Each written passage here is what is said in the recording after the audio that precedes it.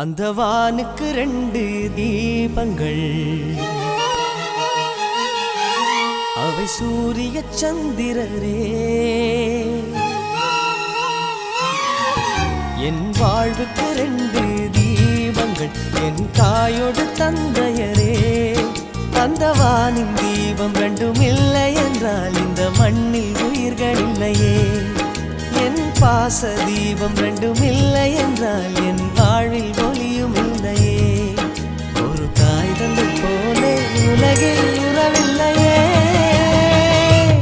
தாய்தானே